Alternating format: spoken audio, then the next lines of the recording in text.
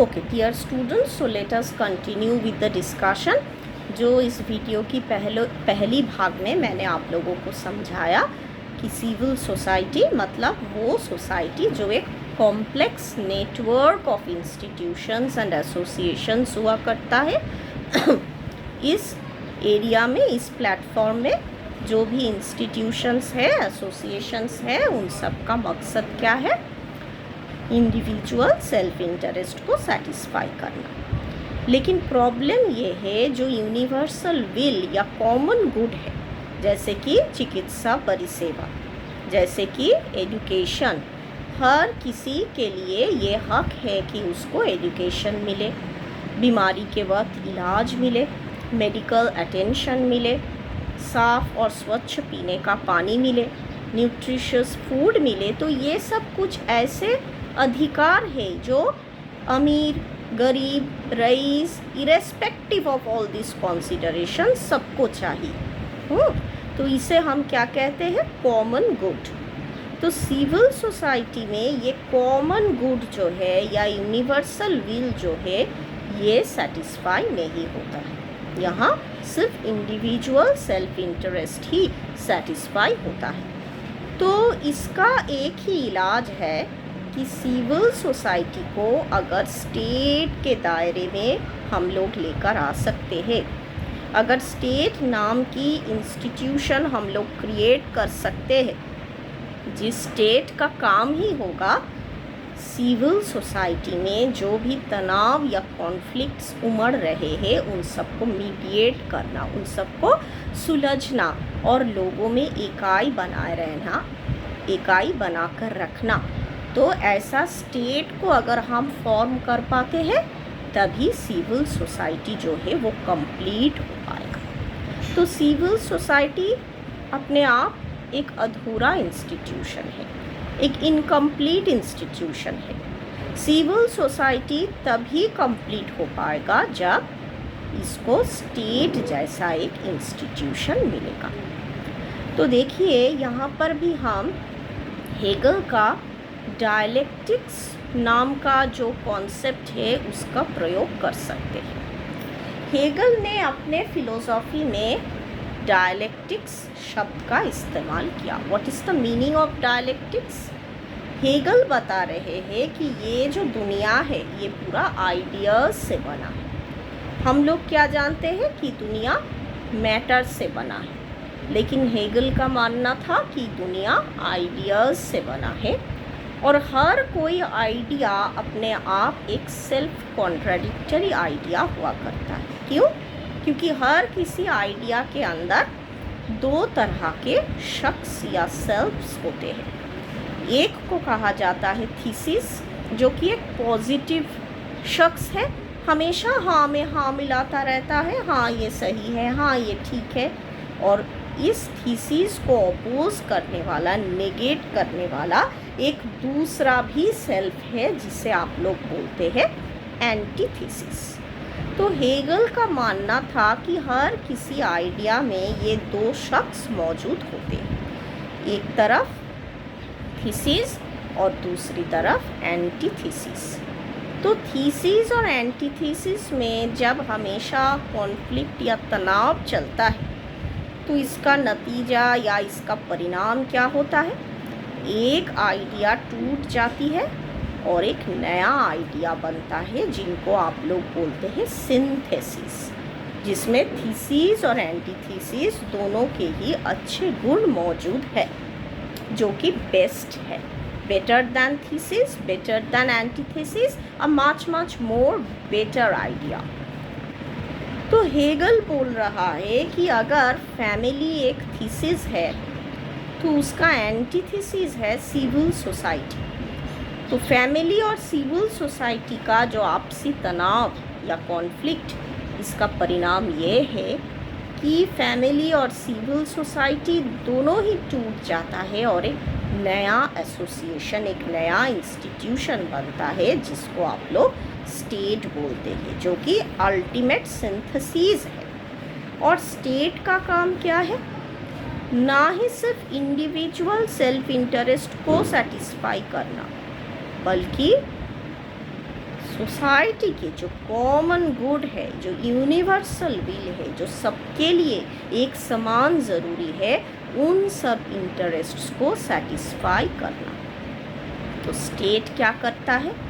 पहले ही एक legal framework बना लेता है, जिस लीगल फ्रेमवर्क के अंदर आप लोगों को एक यूनिफॉर्म लॉ एंड ऑर्डर मिलेगा।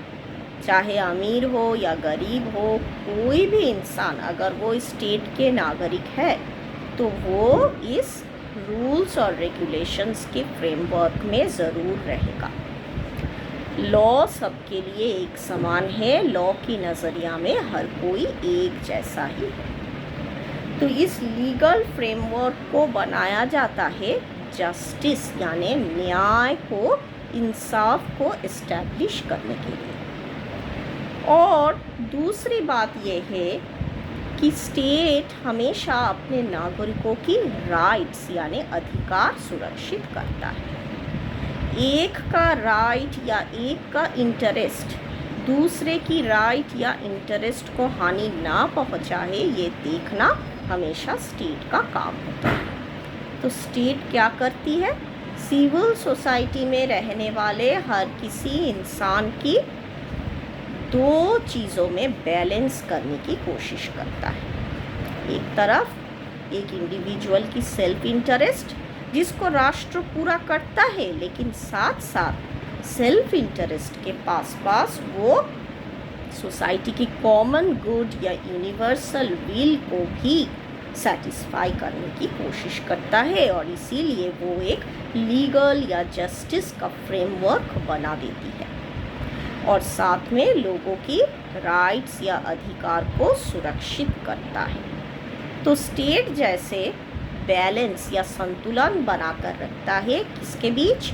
एक तरफ लॉज जो वो बना रहा है राष्ट्र के अंदर, ऑर्डर, डिसिप्लिन, ये सब बरकरार रखने के लिए, और दूसरी वो अपने नागरिकों को राइट्स भी दे रहा है। क्योंकि आप स्टेट की लॉज को क्यों मानेंगे? क्योंकि स्टेट आपको अधिकार देता है, आपके फ्रीडम्स जो है, जितने प्रकार के फ्रीडम्स है, economic freedom, political freedom, cultural, religious, social etcetera etcetera, सभी फ्रीडम्स को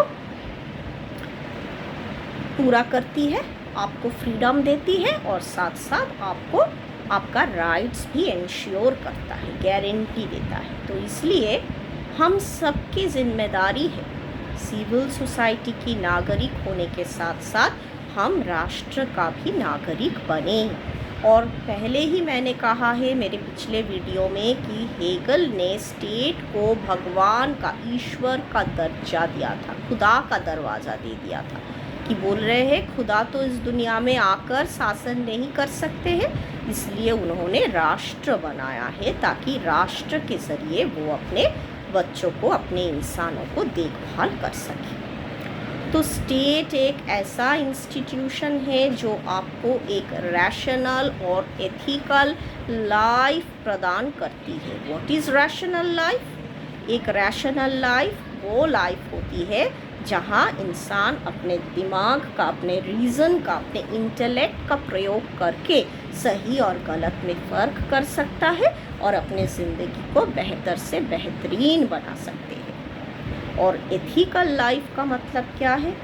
एक ऐसा लाइफ जो हमेशा अच्छाइयों से भरा होता है, जहाँ कोई किसी से झूठ नहीं बोलता है, कोई किसी को ठगता नहीं है, कोई किसी के अधिकार को, किसी की ज़िंदगी को हानि नहीं पहुंचाता है, और सब अपना अपना इंटरेस्ट के साथ साथ सोसाइटी के जो कॉमन गुड है, यूनिवर्सल इंटरेस्ट है, उसको भी सेटिस्फाई करने की कोशिश करता है। तो हेगल के अनुसार सिविल सोसाइटी और स्टेट ये दो इंटरकनेक्टेड है, मतलब एक दूसरे के बगैर जुदा होकर ज़िंदा नहीं रह सकते हैं। लेकिन साथ साथ ये भी ज़रूरी है कि सिविल सोसाइटी स्टेट में ट्रांसेंड करे, ट्रांसफॉर्म करे, क्योंकि जब तक स्टेट नहीं बनता है तब तक सिविल सोसाइटी अधूरा ही रह जाता है। तो हेगल के थ्योरी का समरी ये है कि state is the ultimate synthesis. State is the absolute institution जिसको मिले बगैर आप इंडिविजुअल ह्यूमन बीइंग अपना इंसानियत या अपना ह्यूमैनिटी को सही सिरे से पूरी तरह डेवलप नहीं कर सकते। लेकिन प्रॉब्लम क्या हुआ पता है? जब आप स्टेट को इतना बड़ा दर्जा देते हैं, इतना सम्मान दे देते हैं कि वो गॉड के समान हो जाए, तब प्रॉब्लम ये हो जाता है कि स्टेट जो है वो टायरानिकल बनने लगता है, वो ऑथोरिटेरियन बनने लगता है, वो अपने नागरिकों का सुनता कम है और अपना इच्छा नागरिकों पर थोपता ज़्यादा है। तो हेगल ने अपने फिलोसॉफी में कहा था कि state is not a coercive institution. State कोई ज़बरदस्ती करने वाला इंस्टीट्यूशन नहीं है जिसको ऊपर से आसमान से आपने नागरिकों के ऊपर थोप दिया है और नागरिकों को मानना ही पड़ेगा। ऐसी बात नहीं है। नागरिक अपनी इच्छा से स्टेट की रक्षा करती है, स्टेट की बात मानता है। क्यों? क्योंकि स्टेट ही उनकी फ्रीडम्स और उनकी अधिकारों को पूर्ति करता है, इसलिए ही नागरिक स्टेट को मानता है।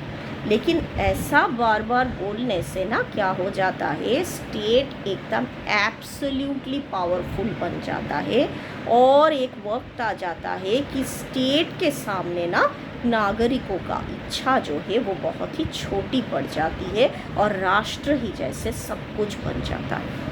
तो इसलिए हेगेलियन फिलोसॉफी को ये बोलकर क्रिटिसाइज़ किया जाता है कि बाद में इसी फिलोसॉफी पर आधारित हुआ फाशिज्म और नाज़िज्म जैसे बहुत ही खतरनाक आइडियोलॉजीज। जर्मनी में आप सब जानते हैं एडोल्फ हिटलर ने नाज़िज्म का प्रवर्तन किया। वो नाज़िज्म क्या था? नाज़िज्म जिसमें हिटलर ने अपना आइडियोलॉजी को ज़बरदस्ती लोगों के ऊपर थोप दिया था और कहा था state is the absolute, state is the ultimate March of God on earth और सभी नागरिकों को स्टेट की मान के चलना पड़ेगा।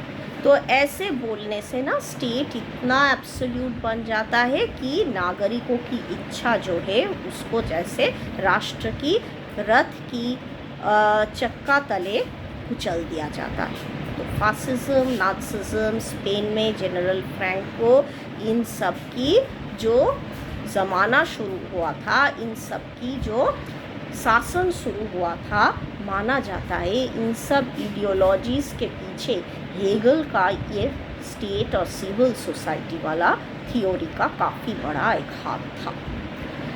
तो हम लोगों के लिए कुछ पॉइंट्स याद रखना ज़रूरी है। पहली बात, फैमिली से इंसान की ज़िंदगी शुरू होती है, फिर फैमिली जाके सिविल सोसाइटी बनती है। बहुत सारे फैमिलीज़ मिलकर एक सिविल सोसाइटी बनाती है अपने इंसानों की, अपने इंडिविजुअल नागरिकों की इंटरेस्ट सेटिस्फाई करने के लिए।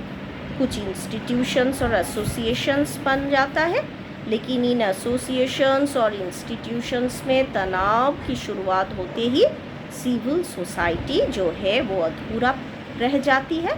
तब उसको ज़रूरत पड़ती है एक ऐसा इंस्टीट्यूशन की जो सिविल सोसाइटी की इन तनाव और कॉन्फ्लिक्ट से उसे छुटकारा दे सके, और तभी जाके राष्ट्र बनता है, स्टेट बनता है, जिसका काम ही है नागरिकों के इंडिविजुअल इंटरेस्ट के साथ साथ सोसाइटी का कॉमन गुड या यूनिवर्सल विल को सेटिस्फाई करना, सभी नागरिकों के लिए अधिकार और फ्रीडम सुरक्षित करना, और नागरिकों का इंडिविजुअल पर्सनालिटी, उनकी शख्सियत, उनकी ह्यूमैनिटी, उनकी मानविकता को पूरी तरह से अच्छी तरह से डेवलप करना, ताकि हर कोई इंसान सिर्फ अपने बारे में ना सोचकर अपने आस पड़ोस में रहने वाले लोगों के बारे में भी सोचे, जिससे कि एक रैशनल और एथिकल सोसाइटी बन सकता है। Right?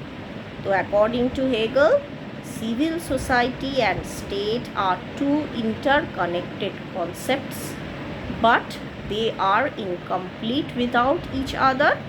A family develops into civil society, and civil society finally develops into a state.